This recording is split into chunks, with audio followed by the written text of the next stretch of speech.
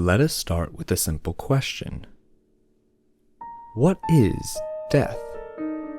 Well, it can be simply defined as the ending of life. But such a short definition hardly portrays the suffering and sadness it puts others through. No one knows the exact experience of death, as no one returns after it happens to them. But just what happens after one dies? A sort of afterlife? A simple matter of kaput? So many suggestions have been put forth as to what happens afterwards. But there is always a lingering part of the mind that is not aware of the state. Let's imagine what death could be. Let's start off with a tragic death. Someone is shot, or something of that sort. What if someone, an average someone, is shot in an alleyway and is never heard from again? Let's imagine the criminal puts his or her body in an abandoned field. Does the body spend eternity staring into nothingness? Now, if one had already perished at the time and had no life left in them, this would not be a matter of fear. But what if they still had life in them, only known to themselves?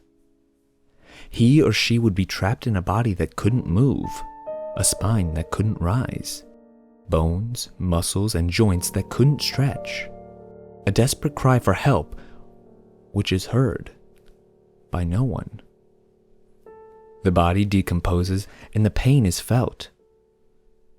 The pain of being turned into dirt and feeling your skin sink beneath the earth, becoming part of the field itself.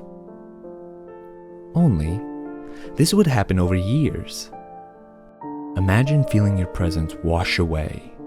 Imagine the feeling of a mouth that could speak, but could not physically move in the view of others, lungs that made breath, but could not be heard, a beating heart that would cease to pump blood.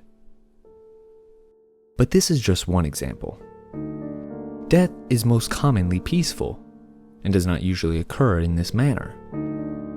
Now, what if someone were to just die a normal death, breathing a final breath and succumbing to an illness? Imagine the feeling of letting go of your family member's hand as you pass away. However, imagine being unaware of your death for a split second. At this point, the person beside you begins to say your name in fear of the inevitable. Your name is repeated and the voice sounds more alarmed with each repeat. "I'm okay," you want to say. "I'm right here." But alas, you are not. You are present as you have ever been. But your actual presence is not. The feeling passes you. You have perished. You are dead. While funerals always have an eerie atmosphere, imagine being the dead one. Imagine having life in you only known to yourself. If you were to be placed in a coffin with life left inside you, what would your reaction be?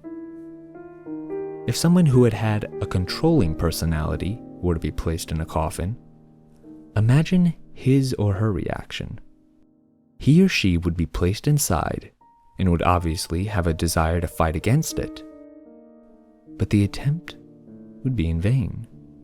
The person would be placed inside the coffin only to be shut in for eternity.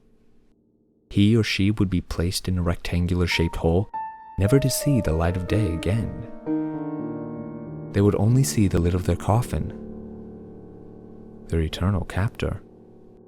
They would long to lift the lid of their coffin and to see the faces of all their friends and family. They would long to have their life back again. They would long for another chance. During their time in the coffin, they would have to ponder over all their regrets, everything they hadn't accomplished, everything they had ever desired. If they had been too timid to do something, they would have no chance to do it, as they had reached the final stage of what they had always feared. The coffin is the person's eternal bane. In some ways, the aftermath is worse than the death itself. Now, imagine any other scenario of death. Imagine having no way to leave its grasp. Imagine the terror it would spread to your newly inactive mind.